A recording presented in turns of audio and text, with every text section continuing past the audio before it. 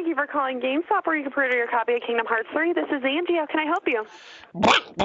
Hello, it's me, Yoshi. 48 minutes of dogs barking. 48 minutes of dogs barking. 48 minutes of dogs barking. 48 minutes of dogs barking.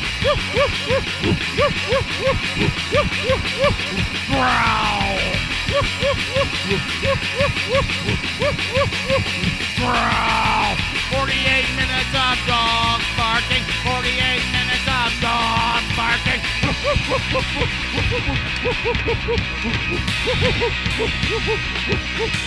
I feel like so much of what we talk about is just like a potential like schizophrenic episode activator for someone. Yeah, someone's gonna be like, yeah, and then Dracula said this.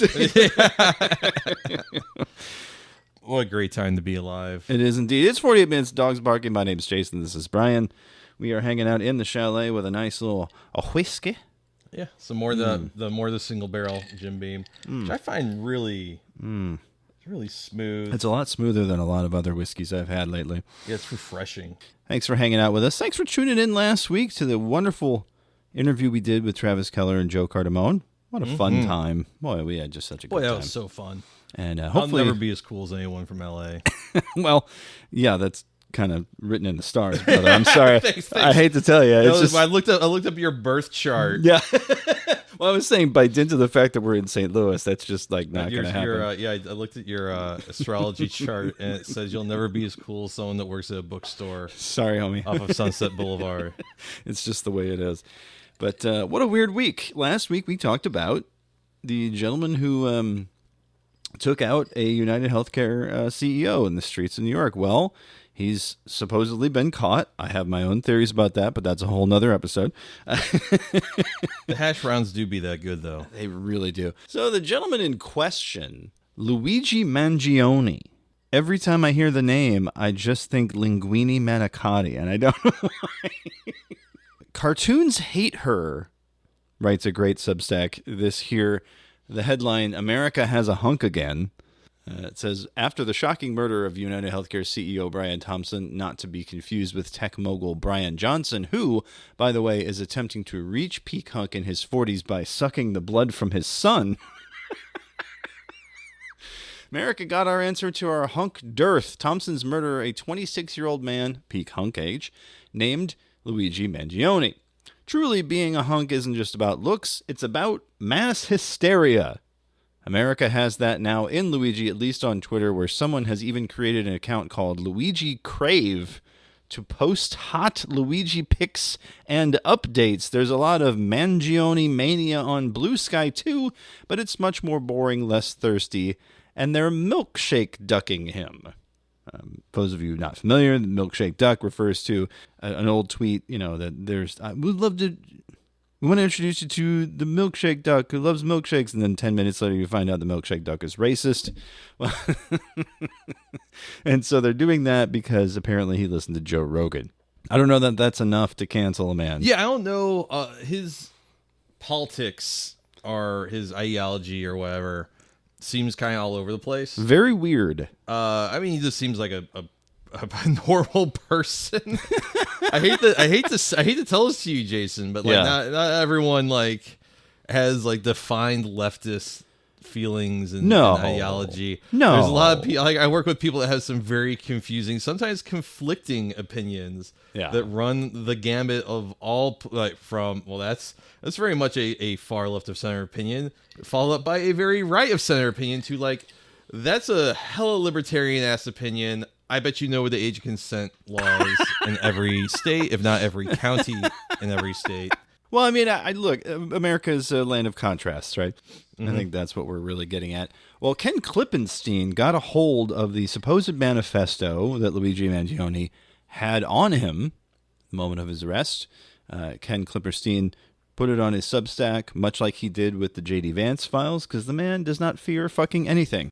So the full thing is as follows. To the feds, I'll keep this short because I respect... You gotta read it in the accent. To the feds. I'll keep it this short because I do respect what they do for our country. To save you a lengthy investigation, I state plainly that I wasn't working with anyone. This was fairly trivial, some elementary social engineering, basic CAD, a lot of patience. The spiral notebook, if present, has some straggling notes and to-do lists that illuminate the gist of it. My tech is pretty locked down because I work in engineering, so probably not much info there. I do apologize for any strife or traumas, but it had to be done. Frankly, these parasites simply had it coming.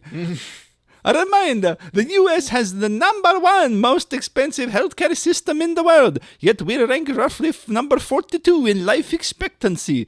United is the indecipherable largest company in the U.S. by market cap, only behind Google, Apple, and Walmart. It has grown and grown, but has our life expectancy? No, the reality is, this indecipherable has simply gotten too powerful, and they continue to abuse our country for immense profit because the American public has allowed them to get away with it.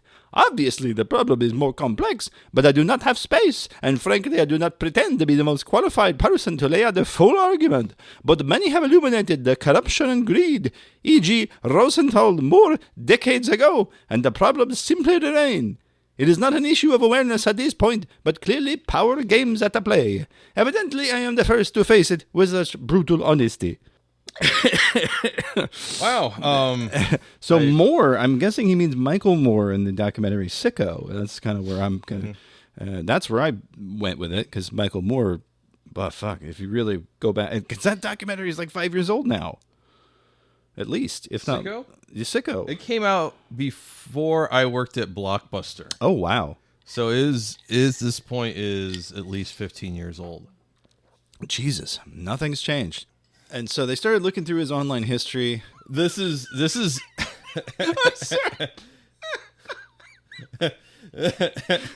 Go ahead. Max at Meyer Descent. Oh boy. Tweets May 22nd. Do any of you cards have a PhD? I have questions.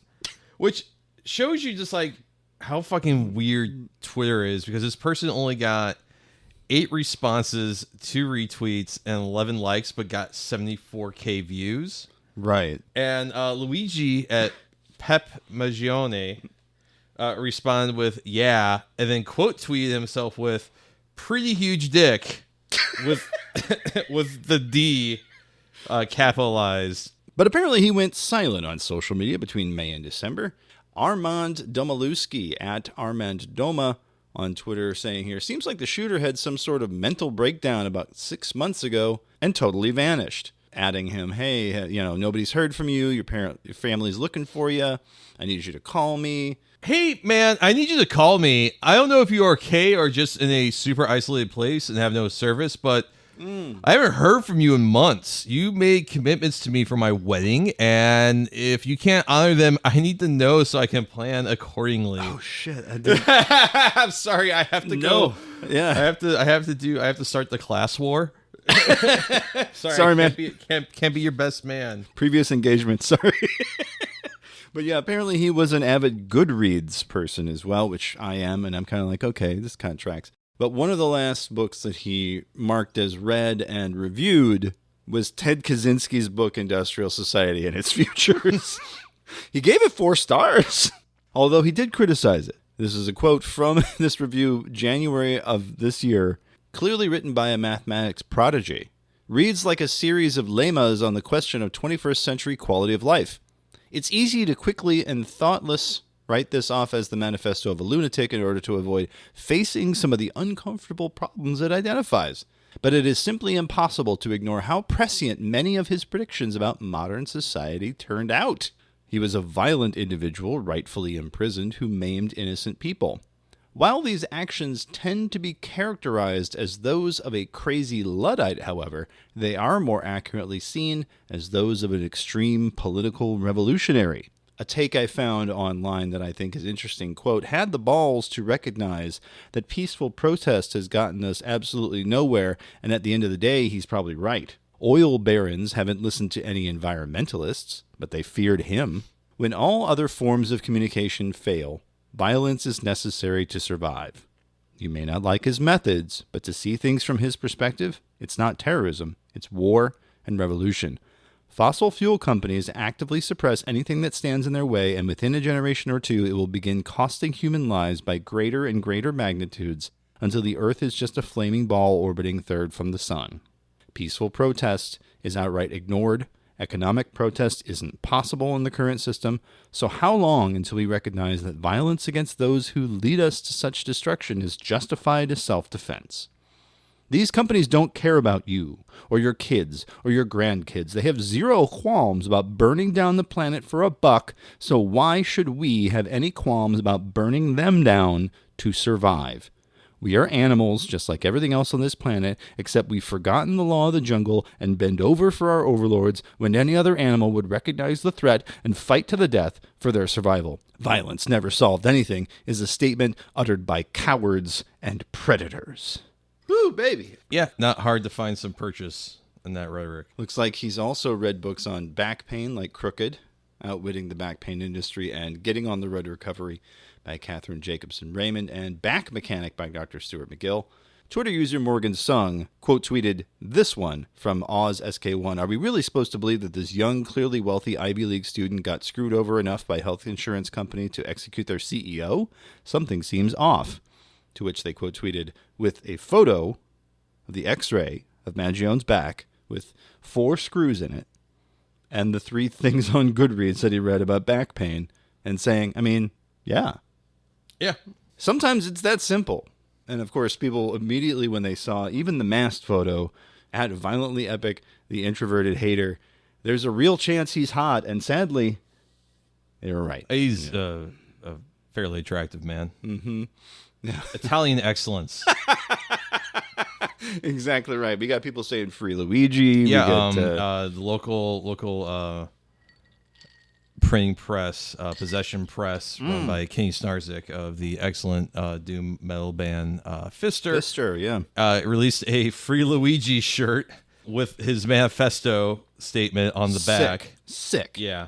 And of course, people using the character of Luigi from the Luigi games to kind of make memes and t-shirts. There's one with Luigi, the character from Mario, with a pistol and a silencer and a hoodie. And then it's the Luigi's Mansion font, Luigi Mangione. Yeah. So funny thing, the backpack that they found full of Monopoly money is a Peak Design, like everyday backpack. And it's the 30-liter version, and it's like kind of like the heather gray. And it's sold out everywhere. Can't you believe it? Yes, I can believe it. Absolutely. Same with the multiple types of coats that he was seen wearing. I haven't verified all of this, but my understanding is that the McDonald's employee that ratted him out not only did not get the money, because they called 911, not the tip line. Oh no! They also got fired for using their phone on the job. No, so that's what you get. So yeah, Wagey. Maybe you should stick to making the fries there. Put the fries in the bag, motherfucker. Yeah, like really. God damn. Talk about fucking up the bag. Absolutely. Jesus. You don't even get that $60K. And you rat which was probably the whole reason that they ratted him out to begin with. Yeah. You're working at McDonald's. You see this guy, and you're like, $60K is fucking wife-changing money, man. Let's go. The fact that I knew it. I fucking called it. I said, there's no way the NYPD is going to pony up this money. They're going to find some way to not pay this person. And I hate being right. Well, apparently a lot of times when there's like a cash reward, it rarely gets paid out. So don't ever do that. Yep. If you ever see someone at McDonald's eating a hash brown and it looked like someone that murdered a CEO who, let's be honest, probably deserved it. No, you didn't. Yeah, you didn't see anything. Yeah, it's the same thing when you see a single mother stealing something at the grocery store. No, you didn't. Doesn't look like anything to me. Yeah, exactly. Mangione's popularity did hit a peak that included multiple crypto coins being made. This one, my favorite, Luigi/Soul on the Radium. This is Deck Screener, and look at that. Peaks at like 11 a.m. yesterday, and then ever since it's just been coasting on down to zero. And this isn't the only one. There's so many, but this is the one that I think is probably the funniest. You're looking at 348K in volume all the way down, and we're down to, as of right now, it was such a precipitous drop. I think its peak was somewhere in like it wasn't even a fraction of 5 cents, but now it's not even a fraction of a single 1/800th. Yeah, just or 800th of a penny. I don't know. Fuck, man. I don't know. I forgot how to do math, so I can remember Lord of the Rings mythology. Well, from one good thing to a thing that maybe is not so good based on how you feel about it. Chris Chan was in the news the other day. Those of you not familiar, go back to an older episode of ours, Christine Weston Chandler. Behind the Bastard is called Chris Chan, the most trolled person in the history of the internet. Yes, probably. I mean, there's really not a lot of competition. Free from jail, out on her own, doing things, has a sweetheart. A Julie? A Julie by the name of Flutter, who hangs out with Christine and is their beau. And during a live stream where Chris Chan is, of course, playing the Shadow Hedgehog collection thing that just came out. Sure, yeah. I'm a little scandalized by this because it only runs at 30 frames per second. I'm sorry. One of my favorite games ever, Bloodborne, still only runs at 30, so that's fine. So this is during an official CWC stream. This video, courtesy of Tamimi, this is just an excerpt from that live stream. It's very bizarre. So listen if you can hear what we're pointing out here. I'm sorry. Chris Chan looks like someone from like a community college production of Natural Born Killers now.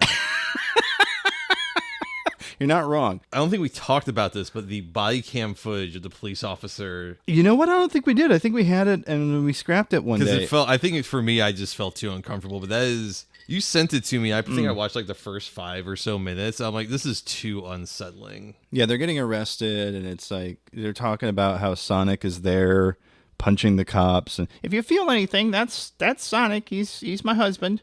And the cop is just like, the fuck is going on here? And of course, as soon as this is happening, there are trolls across the way filming. Those are just some trolls from the internet as Christine is being walked out in handcuffs. The cops don't believe her at first. They're like, "What? Okay, yeah, you're internet famous, yeah." So yes, upon her release, they started streaming under CWCville Guardian, a series of weird videos. The thing that I wanted to get at was that the Chris Chan mythology just runs too fucking deep, man. It really does. And all of it's upsetting. Yes, all of it is very upsetting. So during a live stream, a Twitch user had sent a question in, and this is one of those things where you pay a couple bucks and you get the question read out, and then Christine would respond to it. And the question was about a child. When are you going to announce the child you're having? Which seems like someone who's on Twitch and following them and like trolling them again.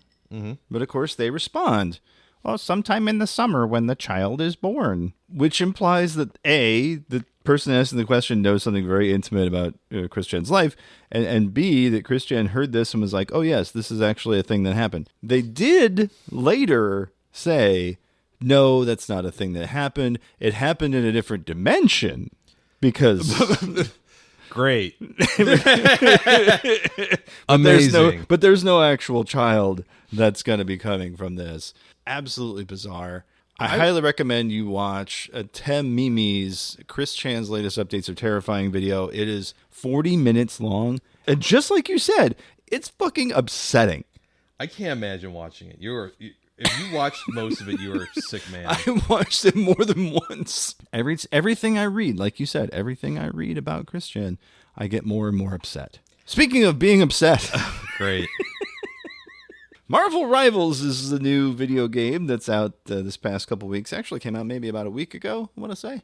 Because I was very hyped to play it after we recorded with Travis and Joe. It's great. It's an Overwatch killer. It's 33 different Marvel superheroes. You can get them all.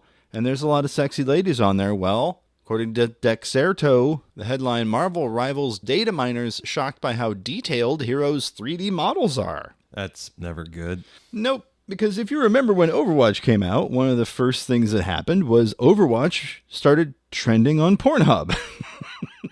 Independent animators got the models and started making all the different characters from Overwatch fuck each other. Great. Yeah. Excellent. Yeah. So apparently Jack Keck got a hold of these, started posting them. There's some great ones already, but my personal favorite was Fugtrup. It's a guy on Blue Sky, formerly of Twitter, who was a big fan of May. Now, of course, May and Squirrel Girl have kind of the same body type. And so in a series of posts earlier today, there's May eating noodles while her date looks at a photo of her with a dick in her mouth. And then the second post, Fug Trup posting, hee hee hee, it's May looking annoyed while her date looks at a phone with the naked Squirrel Girl model on it. Great. Lovely. Just, I can believe that DARPA funded this, the internet, because it is a weapon. The Infinite Gooning Project, yeah. Project Crusty Sock. Yeah, the minute digital porn people got a hold of Overwatch, it was a huge hit, and I have a feeling we're days away from seeing some real fun stuff. Fantastic work, everyone. No notes. Just make all of the weird, sexy cartoon stuff. I mean, it doesn't matter anyways. Like, the sperm isn't going to be viable in a couple generations because of all the plastics in our food. So empty those balls, boys. Yeah, empty those balls, because it's not going anywhere.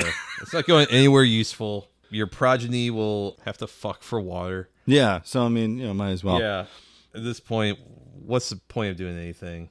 So my favorite Squirrel Girl related thing that kind of ties into all this is that Squirrel Girl in this game is voiced by Maya Weintraub, who was going to play her in another Marvel series, and that got canceled. But she's played Squirrel Girl a bunch of times, but she's also best known as the cute girl in the AT&T commercials, who had to shut down comments on her Instagram because it got really creepy and weird. And I'm like, oh, great. They have the Squirrel Girl nude 3D model. What is her Instagram going to sound like now?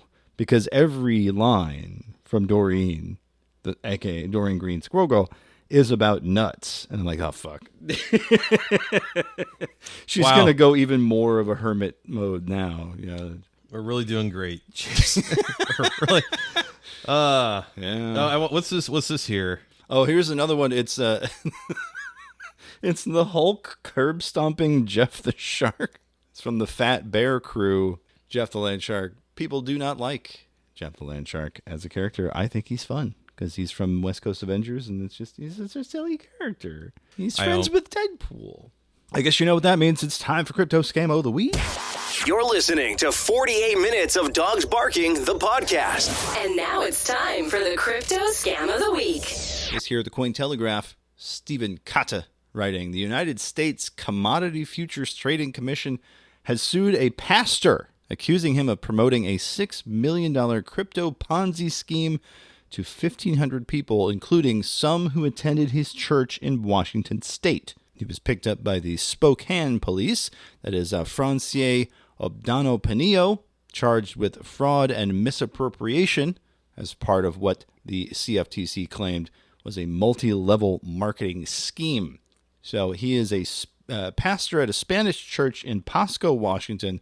He claimed to his congregants and others through social media that he operated a trading platform that rewarded users through, quote, high-performance crypto trading. He promised 35% return. So he claimed to be the CEO of Solanofi, Solano Partners Limited, and Solano Capital Investments, and he said had developed a Solano ecosystem in which he traded Bitcoin, Ether, Tether, and other crypto on behalf of clients.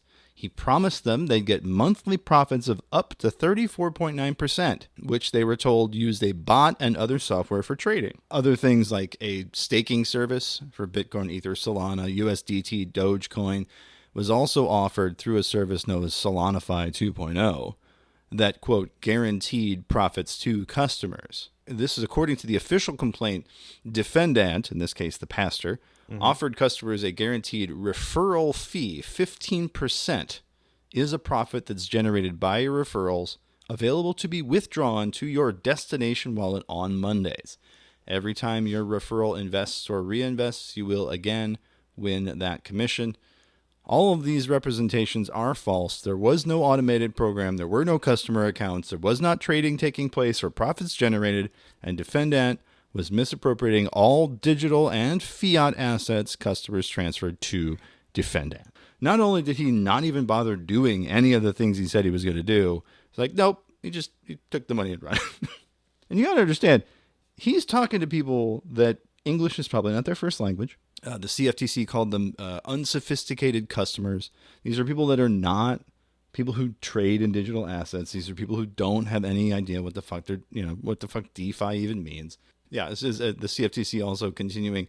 Defendant solicitations were almost exclusively in Spanish, which permitted him to abuse his position of trust as a pastor. Double shitty. 1, getting people in on a crypto scheme. 2, abusing the fact that you are a man of God to do so. Man. Fucked up, baby. God. I think this is probably the second or third preacher we've covered in this segment. Yes, because it keeps happening. Seems bad. It's an abuse of trust. Listen, God really wants you to buy a Jesus coin. Oh, Lord, have mercy. If we can just get a couple KOLs on Jesus coin, we can get CT. If we get Mr. Beast on this, I think we really could do something. Everyone's going to go to heaven. They got the ultimate KOL, and that's Jesus Christ. Mm-hmm. But absolutely, the real thought leader. If I'm going to take an abuse of trust from a pastor, I'd rather it be this than abusing children. But, it's kind of... It's a wash. Yeah. Neither one's good. No, neither one's good. Well, I'm trying to think of what the movie Tout was about a crypto scheme. They found a key ledger. It'd be called FUD, first of all. FUD. They found a key ledger in his locker. Oh no! We found a cold wallet.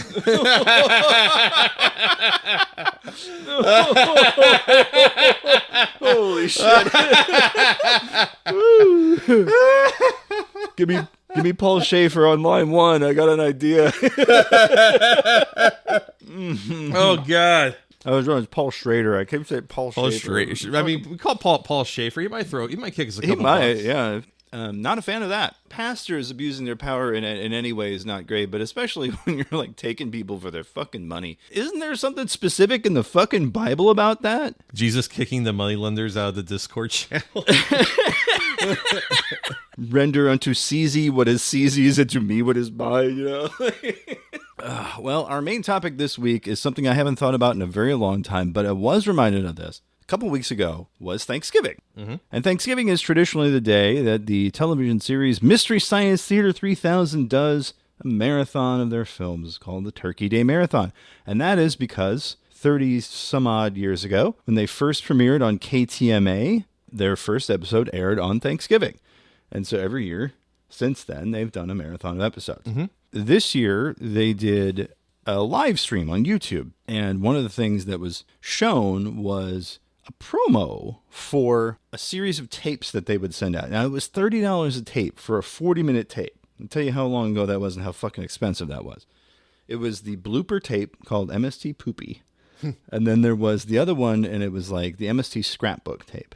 And you can get both tapes for $40 if you call just during Thanksgiving. Well, one of the skits that they did during that reminded me they had a similar bit that they did for a website that they used to run called Timmy Big Hands. Do you remember Timmy Big Hands, Brian? No, this is one where I'm pretty in the dark here. I think you explained it a little bit to me a couple weeks ago or after Thanksgiving.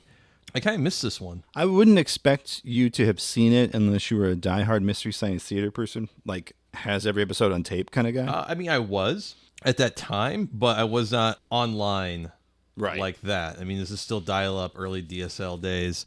I mean, I was like someone that like I would go stay at a friend's house on Friday night. You know, we go skateboarding after school, and then we'd have family video and like rent some weird VHS tapes, like American Ninja 2 or yes. like The Stuff, and then like wake up in the morning and like eat breakfast while watching MST 3K. Yeah. So I mean that was like a routine thing for us. No. So I was a big MST 3K fan, but maybe not in the same way that you were. I think it was also because being just a touch older, I was setting up VCRs to record it whenever it would come on Comedy Central. I'd be like getting the timers right and getting so Timmy Big Hands was the year 2000. So that would have been after the movie came out, Mystery Science Theater 3000, the movie. It which was just an extended episode with a bigger budget. And this was at a time period where Joel Hodgson had left, and it was really the main three guys who had been there since pretty much the beginning. That was Mike Nelson, Bill Corbett, Kevin Murphy. Three very funny guys in their own right, who have each written several great books. They're still doing riff tracks to this day. They have not been involved with any of the reunion stuff, none of the Netflix episodes. They weren't invited.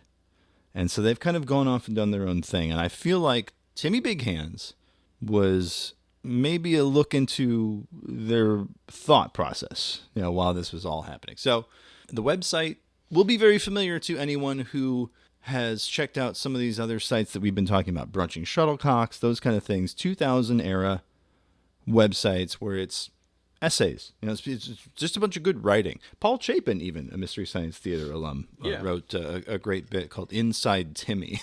A bit of a riff on Davos in the year 2000. It's kind of strange. Saturday, went to a trilateral commission shindig last night. That's one of the best perks of being part of the Davos crowd, like I am now. In my old life, back with the sad, bitter citizenry, everyone's all freaked out and weird about the Trilateral Commission. Oh, the Trilateral Commission. Oh, does it even exist? Oh, well, of course it exists. And I have to tell you, in the context of Davos, they're just a bunch of swell guys. And women, of course. You're not going to keep Margaret Thatcher out of the Trilateral Commission. And it goes without saying that their Commission Candy Mints drive raises millions every year for the less fortunate of Davos. It's amazing how much that reads like an MSC3K. Oh yeah, there's bumper. A voice, boy. There's just the bottom line is no 12 million yet. But if networking is ever going to produce, Davos would be the place, wouldn't you think? So yeah, that's just really tight, funny writing. The site was really only active for about maybe a year, maybe a year or two, which you wouldn't think would be all that impressive. But honestly, it was, because as influential as these guys were for Mystery Science Theater, they were just as influential this site. So we talked about Brunching Shuttlecocks, right? About how there was reviews. Well, here's a review of guys who are about 5'8", 5'9". God damn, it's amazing. I can feel this as an MSC3K bit already. Yeah. Sex appeal, 1 out of 5 stars. Availability, 4 out of 5 stars. Practicality, 2 out of 5. Trading value, 1 out of 5.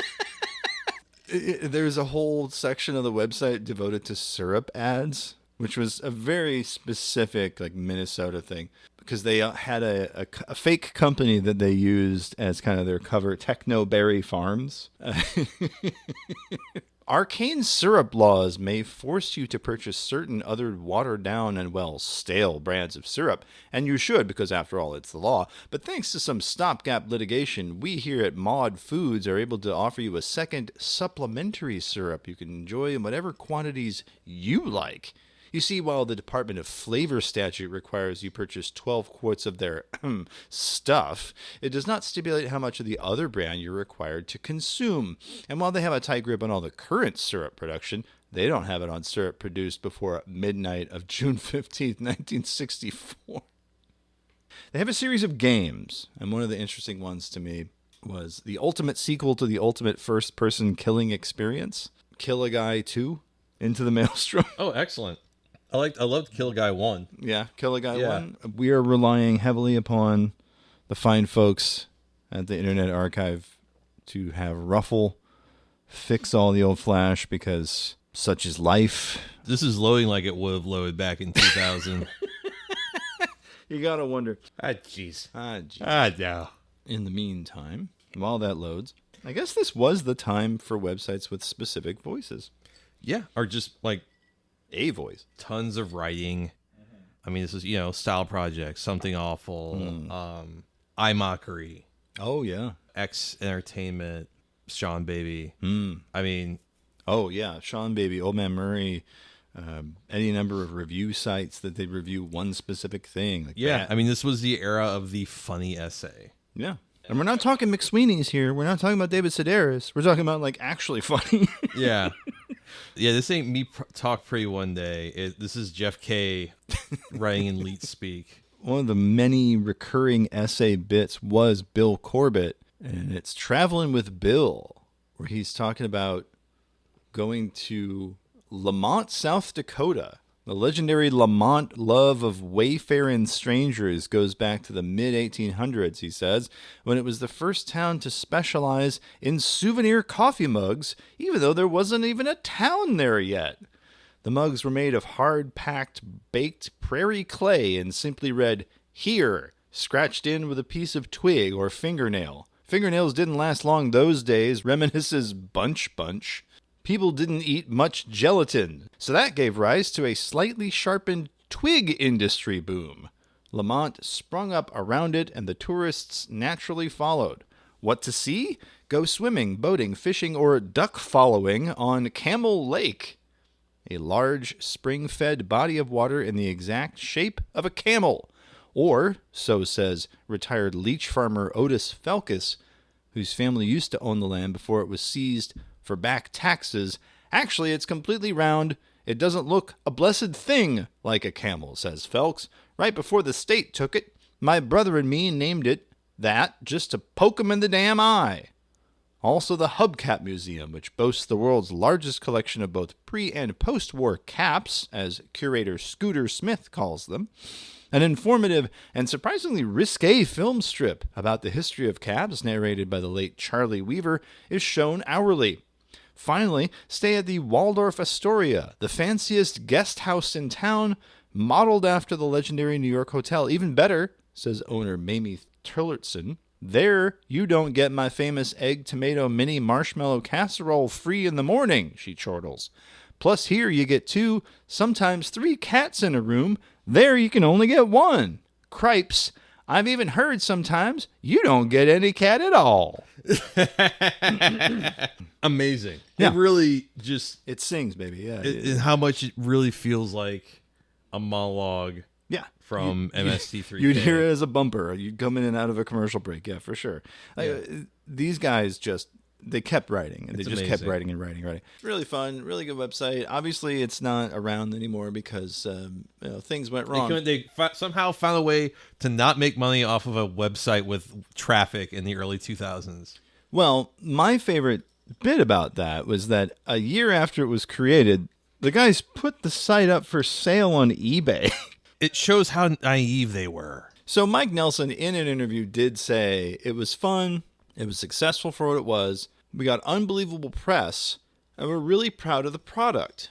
But it was a really bad time to start a website, and we just couldn't. We had all our separate things going on. We were producing it together, but in the end, it ate up too much time and wasn't making any money, so we had to fold it. We thought about perhaps turning it into a book or doing this or that, but it was just too complicated by that time.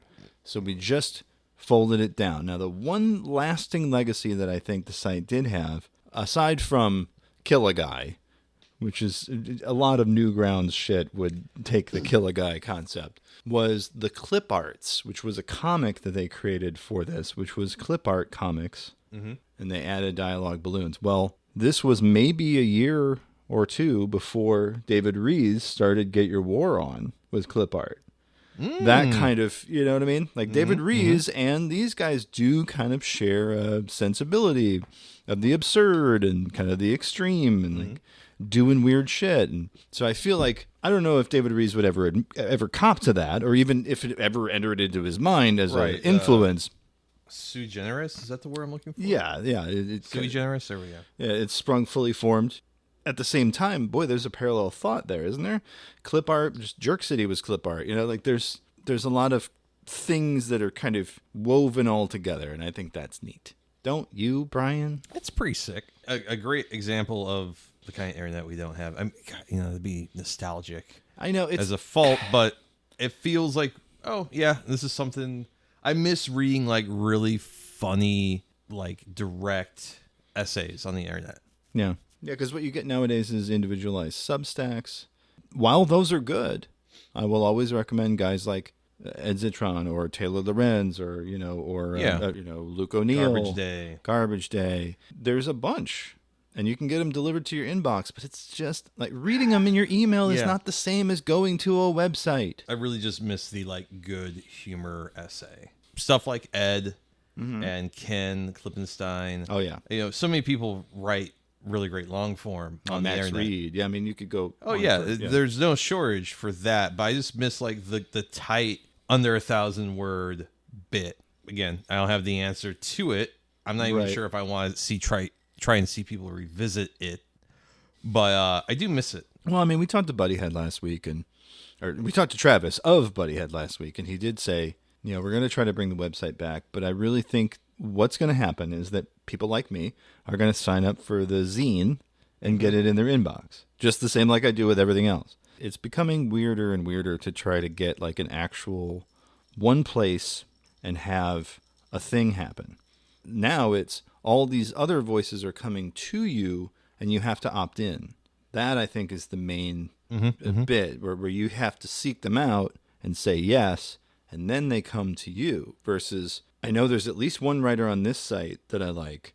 I'm going to show up on that site and see what's new. And, maybe I've never read something that Jim Mallon wrote.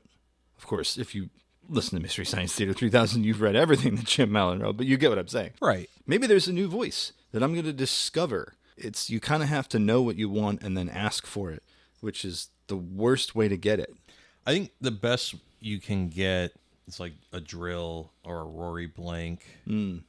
I think that is as close as I can find. Her name's escaping me right now, and it's shameful because she's so nice and sweet to me. The woman that wrote Priest Daddy. Oh, Patricia Lockwood. There we go, Patricia Lockwood. I apologize, Patricia. We should have her. I should ask if she wants to come on. And do Weird with us. I tried to, you know what? Fuck Virgil Texas for a lot of things. But I told him, I had dinner with Patricia Lockwood. I asked her, when you were in New York City, would you go on Come Town? And she said, absolutely. Or something along those lines. The affirmative answer. Okay. I DM'd Virgil Texas on Twitter when we were still mutuals on there. Motherfucker didn't even read it. You fucked up, Virgil Texas. Yeah, everything else you did. Fine. I'm fine with it. Yeah, you're dead at Rebel Girl. It's like Rebel Girl 7 now, isn't that what we're up to? Anyway. I don't know. Well, I guess that means it's time for something gross, Brian. Yeah. Oh, baby. It's time for the shock.jpg. And now, the moment you've all been waiting for. Shock.jpg. This one is, honestly, pretty vanilla, but it's called Unexpected Insert. It's hosted on Run the Gauntlet, and you'd think it'd be a little bit more extreme, but I don't know. Here it is. It begins with a basic setup. A young woman. I've seen this before. A young woman has a large... Many times down at the Nickelodeon. A young woman has a large object inserted in her rectum. So you think it is a small object, but it winds up being an entire mold of not only a massive prick... So, the put in perspective, this woman, she's sitting behind it. She looks like of a normal height. Mm-hmm. It goes to the center of her chest. Yeah, when you're seeing this full... It's at least like 2.5 feet. Right. It's a massive prick, but then my favorite detail is that the silicone mold, whoever did the silicone mold had the person's hand in there holding the prick upright, and so the hand also has gone inside with... That's too much. It's too much. It's too long, and then the fist is too... and then the hand is too wide. Bad Dragon wouldn't put this in production. They might, actually. Who knows with them? They got fucking ovipositors and shit in there. I saw this one and I was like, really, Run the Gauntlet? This is it? That's all you got? That's all you got? Well, I mean, they've got like baseball bat in the ass. And I'm like, this is it? This is it? I hate to say that. And that really shows you how fucking desensitized. Yeah, when it's like, when you're like, this, I saw this on Style Project 20 years ago. Come on, give me something new. Well, I was like, this is familiar. Probably is. We probably did see it on Style Project. And Style was like, oh my God, check this shit out. And now it's been so long, we're like, yeah, okay. Yeah. And? So? What else you got? Yeah, but I mean, like you said, it's a very large toy, and it's going in the ass, and it is slimy. It's all gooey. Yeah, it's just, that's not in the Bible. No, clearly not. the other detail is like, oh, that's like a shower curtain, so they're like in a tub or something. The look on her face is like, okay, good, I'm done with this. When it finally comes out, I was like, oh, all right, this scene's over, still right? Still better than working retail. God damn. You're not wrong either. I think that's the real problem. We have sold our souls. What have they done to us? Well, on that note, it's time for the breath mint, Brian. It's time for your mom's favorite part of the show. It's time for the breath mint. Brian, you want to start us off with the breath mint this week? Yeah. Boy, photographed a couple shows, last 3 shows of the year. Most likely, Saturday I photographed Better Lovers over at Del Mar Hall. Yeah. They had Cloakroom, Spy, and the fantastic Gouge Away. Gouge Away was the one I was so excited about. Oh, they were so fucking good. Yeah. So fucking good. Oh, I couldn't fucking believe it. It was like somewhere between seeing like Priest and like Mannequin Pussy live. Ooh. The vocalist Christine just has a really amazing energy. The band has a great vibe. They sound fucking great. And Spy, you know, when I hear Bay Area punk rock, I'm like, okay. Yeah. But they fucking brought it. They brought they had the juice. Those boys were on the scissor. They crushed it. Cloakroom, doing like so I kind of had this thought the other day where I'm like, I wonder if like all of these dudes that play in hardcore bands that play in a band that's classified as hardcore but doesn't sound like hardcore is like this whole thing of like, yeah, can't really be like a sex pest anymore. You know what? I'll buy a delay pedal. Can't really wrong. Can't really harass women that are waitresses at the place I'm a line cook at. So I'll just, you know what?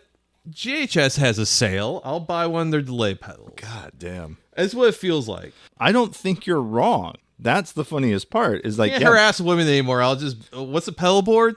Yep. You know? Okay, sure, yeah. Okay, cool. I can have 3 different distortion pedals. All right, whatever. I have something I need something to distract me from my inherent desire to annoy women. I'm gonna do it with pedals instead. Yeah. But Cloakroom, fucking killer. Just like we'll have a hardcore band wanting to do like weird heavy shoegaze. Oh yeah. Totally my fucking jam. Oh yeah. Again, all the bands are great. Better Lovers, musically not entirely my fucking thing, but a great thing about hardcore music is even if you don't like listening to it on the record, usually watching it being performed live is a million times more awesome. Amen to that. I was kind of like, oh yeah, this song is actually really fucking awesome to watch be performed in front of you. Listening to it like while driving, like this is fine. This is like I'm not.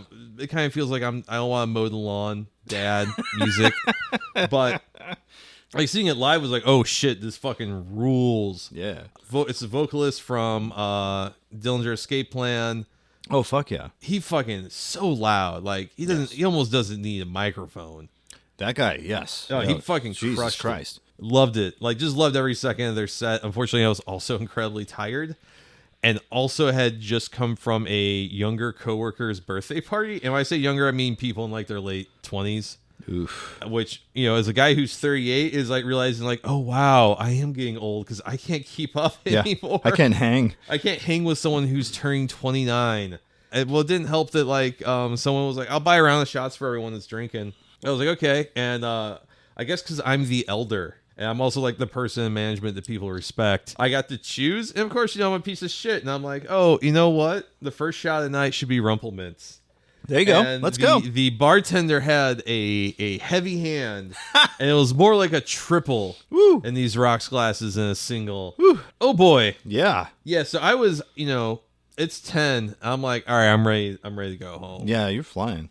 I kind of wish I would have stayed for a little bit longer, but the set was great. Yeah. What a great fucking show. So that was the last thing I'm photographing at Del Mar Hall this year. 157 The Point had their ho-ho show of bands that they don't play. Shame on you. I mean, they actually probably play AWOL Nation and Franz Ferdinand. They do. But there's been a lot of times when 157 The Point has sponsored shows in St. Louis. Like, I've never heard you fuckers play Yeah Yeah Yeahs. Or the Wombats. That was the only time I ever saw them, and that was one of those 1057 shows. It was $10.57. You go see them at Pops, right? Mm-hmm. British touring band from Liverpool coming here for the first time. Room was only half full because The Point promoted the show but never played anything from that record. Yeah. Which was a fucking shame because the Wombats rule. Anyway. Yes, many such cases. Many such cases. Exactly. Many such cases. So, Tuesday night was AWOL Nation. Mm-hmm. Not a fan of their music per se, but great live band. I felt a little bad that All American Rejects were across town over at the factory and definitely cannibalized that show. Yeah. There were some moments where you could tell, like, this dude, the vocalist, seems like a very sweet person, but was maybe a little disappointed that the room was about 300 people short of what it should have been. Yeah. There were some moments where I'm like, oh, I feel bad for these guys. Like, they're getting paid, like, whatever. Sure. But it's not the crowd it should have been, and it's nobody's fault necessarily except for whoever decided to put All American Rejects at the factory at the same night. Some guy from Live Nation, who knows? I never really cared for All American Rejects. I didn't either. So I don't get All I don't get American Rejects was like the cool band for orchestra and band chicks that had no personality. Oof. I can contain multitudes. But last night was Franz Ferdinand. Oh, yes. And that was a nice one. Let's take a step back. One of the cool things about these ho-ho shows is that they're usually like a local opening if there's not tour support. Yeah. Tuesday night was Mount Joy, who are a great little indie band here. I've seen them a few times. Or Hot Joy. I'm sorry. Mount Joy is a touring indie band who worth a listen. Hot Joy here from Screwy St. Louis. Great little indie rock band. I saw them open up for Foxing a couple months ago. Great fucking show. That was a great show. They put on a great set. They sounded phenomenal. Really cool. Just like cool to see a local band just absolutely crush playing the pageant like that. So kudos to them. And last night was Starwolf, which is like the local disco funk revival indie band here in St. Louis that are getting a bit of a name for themselves. They sounded also phenomenal. Had some as me and my date spoke at length, you can't have a guy come on and play saxophone and half-ass it. Yeah. Like you can't like listen, we're asking a guy to play a reed instrument. We can't be fucking around. They had no problem fucking crushing it. Was super stoked. They killed it. And Franz Ferdinand, a band to me that as their set went on, I realized how many songs they have as far as stuff that I know and couldn't remember. Like, oh shit, that is a Franz Ferdinand song. Right. Like their first 3 songs, like they burned up some of their heaters. And I'm like, that's really weird that they came out and like burned up 3 of their really great, like one of their top tier songs. Like, oh, it's because they've got like 10 other songs that have the same fucking energy, the same they permeated the culture just as much, if not more. And I was like, damn, they really not just did, but do have some songs. They played some stuff off their new record. Sounded great. New record seems like it's going to be a fucking jam, so I'm looking forward to that. I think it's coming out next year. Really put on a masterclass of just how to entertain a fucking crowd playing rock music, and I feel like that's a lost art. The vocalist, whose name escapes me at this very moment, really has this insane energy.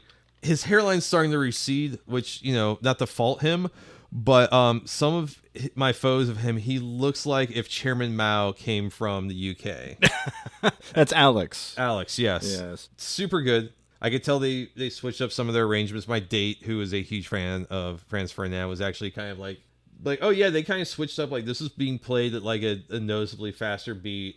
And it wasn't because like the drummer counted in too quick kind of thing. Like, right. This is like they decide like, you know what? Actually, this song needs to be like 10 BPM faster. And they've been around. They've been around for like 22 years, and they've only have 5 albums. Which means to me that like they really are like, okay, we got to get the best songs out. It is wild to think that their first record came out 20 years ago. Yeah. Yeah, they only have 5 records. The crowd was going nuts.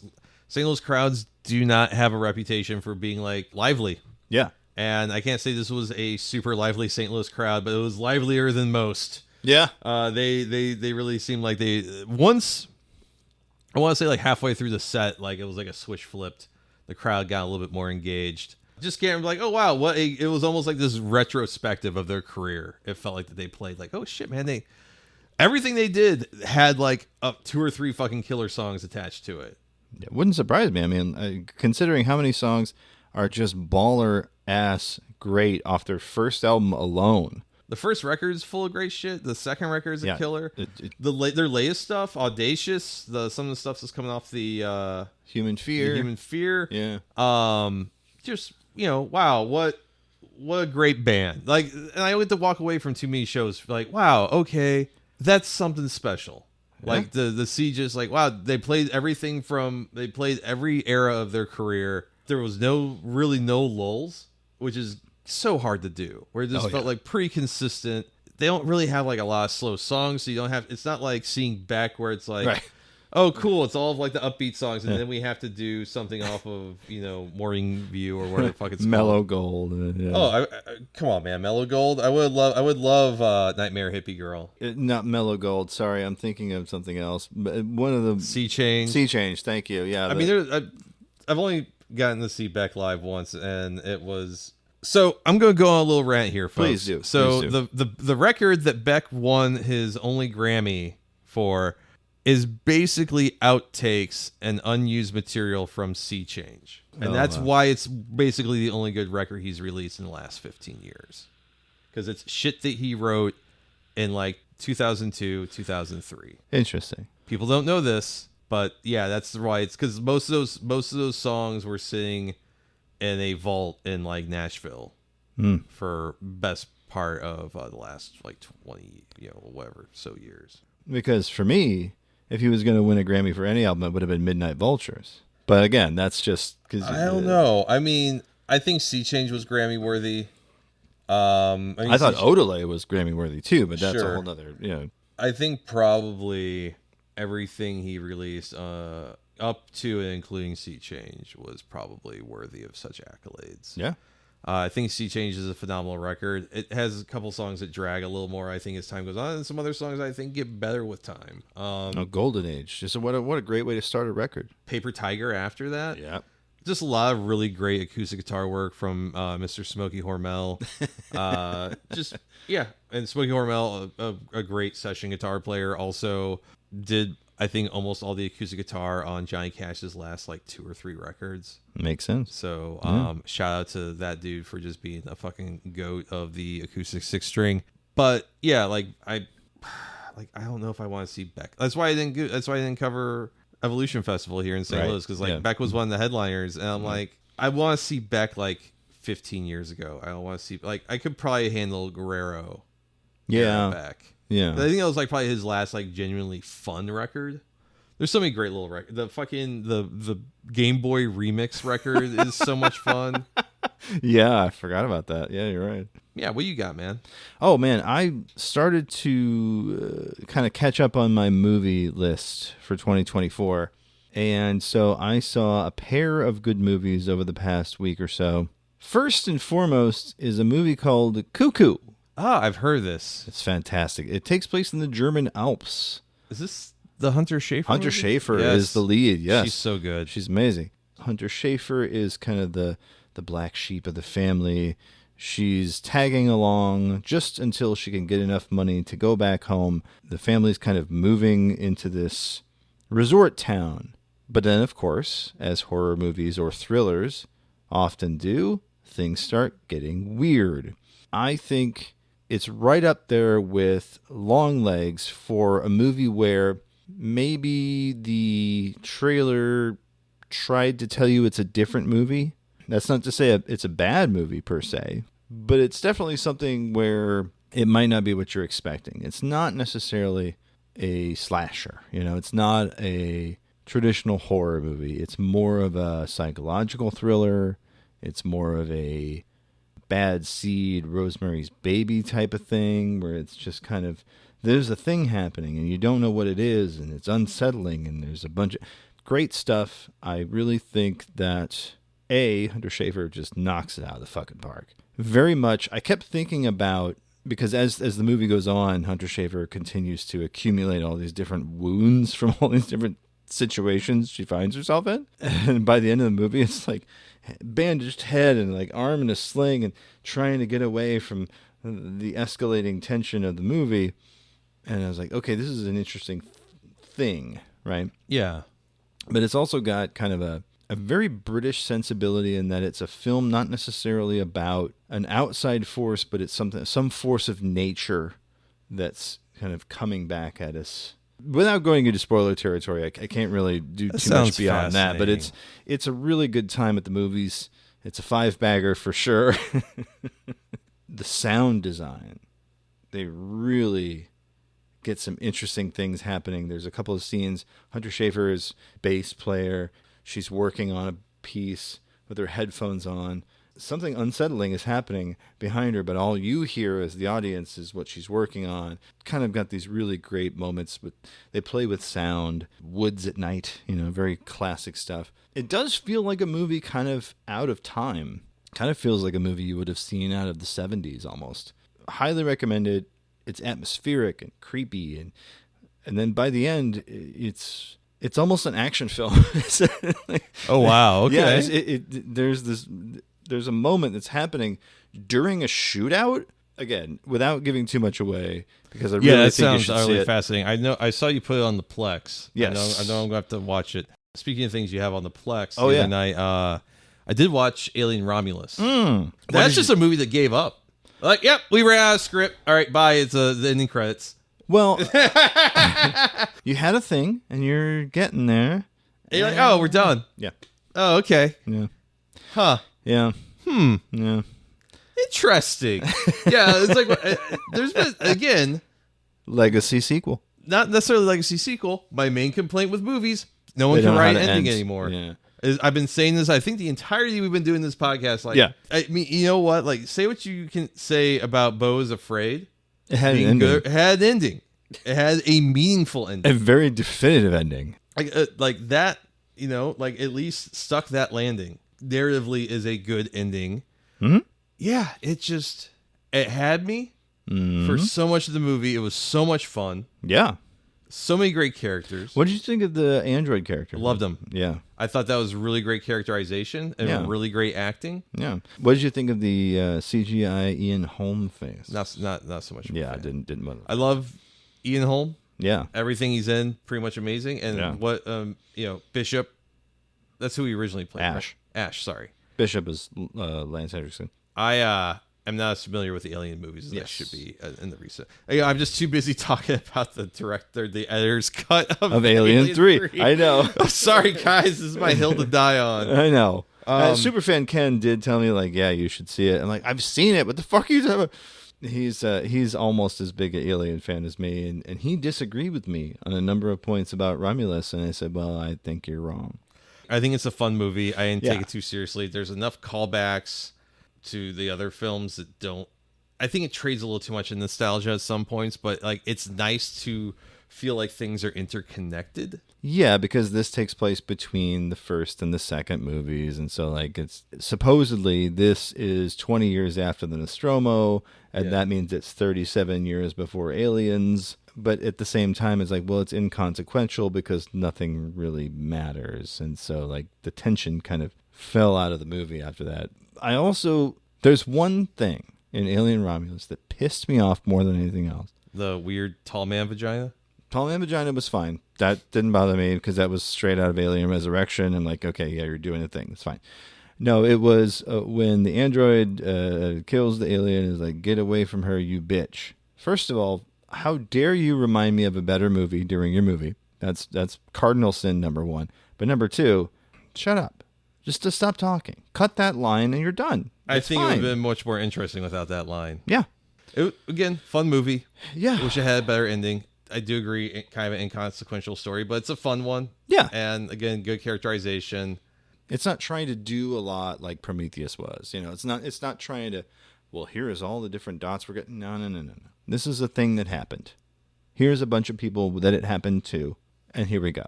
We set up a situation, and we let that situation unfold, and that's the movie. Speaking of situations that unfold, though, a movie that I saw that I was equal parts annoyed and enjoyed was a movie called Saturday Night. It is a very heavily fictionalized version of what happened the night of the premiere of Saturday Night Live. I can't imagine anything more navel-gazy. It is extremely navel-gazy. It is a wow. I'm Lorne Michaels. Yeah. Look at how many ropes I can chew up in my own mouth. Wow, 6. How about 7? You and I bond a lot of times about our mutual love of Willem Dafoe. Willem Dafoe is wasted on this movie. Same with one of my favorite character actors, J.K. Simmons, also wasted on this movie in small, forgettable parts. J.K. Simmons plays Uncle Milty. Okay? Oh, okay. The one memorable scene he has. Are you early or are you dragging? Well, yeah, it's in that same energy. He's doing the sleazy, nightclub act thing before the show goes on. He's talking to the girls, and the guy who plays the Chevy Chase character, because it's not necessarily Chevy Chase, it's like an amalgamation of Chevy Chase and like 2 other guys. He's trying to fuck with, and J.K. Simmons, of course, is having none of this.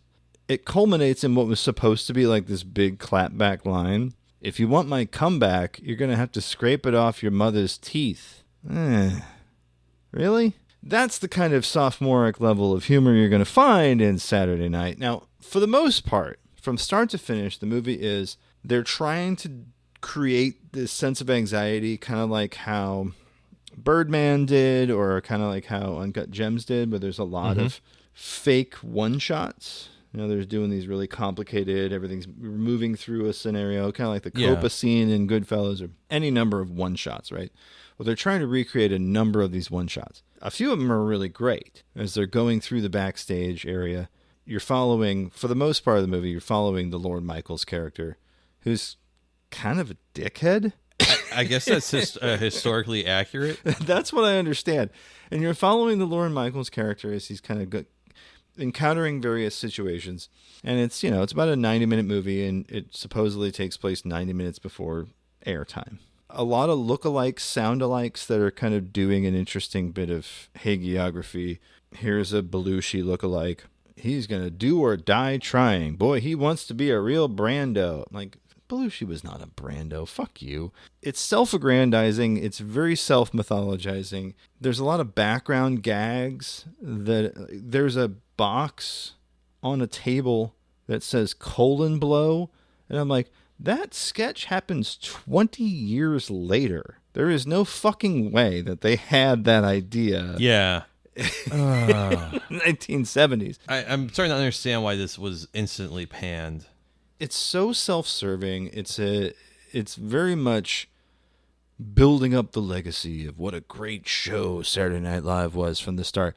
The guy they have play George Carlin is probably the most accurate, because he's like, what the fuck is this? I don't know what I'm doing here. What the fuck does this mean? The guy who plays Paul Schaefer is sitting there dicking around playing Elton John while they're trying to write a scene. The guy who plays Chevy Chase is great, but they also lean in on Chevy Chase was a dick. And now, from all the stuff I've heard about people who worked with him on Community, maybe that wasn't too far off. I knew that as a teenager. The reason Chevy Chase has a real sporadic career. If he's got a buddy all of a sudden working with these people, then he can get work over there. Once he burns that bridge, chills out, and then it's just like a cycle. And they have some great performances by actors whose names I don't remember, which is unfortunate because they really do a great job of doing. Like the woman who plays Jane Curtin kills it. The woman who plays Gilda Radner is fantastic. But what's really fucking weird is that there's this frenetic pace throughout the whole movie, right? Everything's falling apart. It's like the night before a stage production. Everything's fucked up. They didn't record the dress rehearsal, so they have to go live, or else they're not going on at all. If they don't go on, it's a rerun of Johnny Carson. Johnny Carson calls Lorne and is just like shit-talking him. And so there's this mounting pressure that the movie gives you. And then all of a sudden, towards the end of the movie, the pressure just drops out of the film. Lorne goes down the street to a bar to pick up Belushi, and Belushi's not there. And then he sees Belushi in the bee costume skating at the Rockefeller Center skate, the ice rink there. Yeah. And it's like there's a big detour before the climax of the film. I'm like, there was no reason for this. This might have actually happened. This might be real. Right. And then again, all of this might be bullshit. Who the fuck knows? The only person who knows is Lorne Michaels, and he's not talking. Not someone I also trust to be a reliable narrator. There's that too, yeah. Aaron Sorkin style, there's a ticking clock. There's a lot of like things going wrong. It's an ensemble cast. So it's got a lot of that stuff going for it. You know, if you can kind of forget that the show is now in its 50th year, you might think for a moment that they might not get on the air. Yes, I can understand like that kind of tension, even with the conceit of knowing that like that this show has bounced between relevancy and irrelevancy probably a dozen times. Yeah. I'm of the thought that the last time Saturday Night Live was funny was outside of a handful of random skits, probably Robo Chomo with The Rock. I think really when Meet Your Next Wife. Yeah, see, even those... You know what bit I'm talking about? Yeah, I do. Like, okay, all right. But even then, it's like, it's so few and far between, whereas there was an era between Phil Hartman joining and Will Ferrell leaving, there was a consistency. Mm-hmm. Anyway, that's Saturday Night. Not a bad movie per se. I will not say it's a bad movie because it really gets you, especially if you've got any kind of love for Saturday Night Live as a franchise, if you've got any love for Chevy Chase or Gilda Radner or any of these famous names, even the guy who plays Paul Schaefer, who's sitting there dicking around playing Tiny Dancer in the back. There's just so many tiny little moments that are kind of fun and like tense, like I said. And even though you know the outcome, even though you know that this show is actually going to be a hit, you kind of get caught up in it. Like it's really well done in that regard. Like you can get this vibe going. And for that, I'll say, yeah, it's worth watching. It is about that time. It's about that time we're going to tell people where to find us online. Brian, baby. You can go and find me there on Twitter at iShockEDBoard, ISHOTGUIDBORD. You can also go over on Instagram, and you can find me at A Music Photographer. Now, if you want to see a website, it's probably never going to be working again. You can go over to musicphotographer.com, but if you want to see a website where the lights are always going to be on, you can go over to assholemusicphotographer.com, and then that's ASSHOLE and the rest. And the rest. And the rest. And if you want to go to the last and only good website left in St. Louis, you can go over to theartsstl.com. They just ended their 100-something day record of consistent content. That's a pretty powerful thing to be proud of. It is. God, jeez, I ain't got anything else. What you got there, Jason? Oh boy, you can find me many places. Videocrime, VIDEOCRIME, Twitter, Blue Sky, you name it. Chances are, if there's a video crime, that's going to be me. You can find me as part of another show. We finally have a release date for Submitted for the Approval of the Midnight Pals. I originally said it was going to be Halloween. Obviously, we are way off on that. It is going to be January 2025, where you can hear Season 2 of Submitted for the Approval of the Midnight Pals. There, I play a fictionalized version of horror author Stephen King. Yes, that's right. You can hear me over there. That's going to be at midnight-pals.simplecast.com. Catch up on the first season or anywhere podcasts are sold. Just search up Midnight Pals. You can contact this show in a number of ways. My personal favorite is the cell phone, 314-246-9766. That's 314-AHOY POO. You can send us an email, Jason at 48minutesofdogsbarking.com or Brian with a Y at 48minutesofdogsbarking.com. You can support the show, patreon.com/48minutesofdogs. If you shoot me an email, I could get you a discount on a year of the Patreon. You can do that thing. Shoot us an email. You need beer money that bad?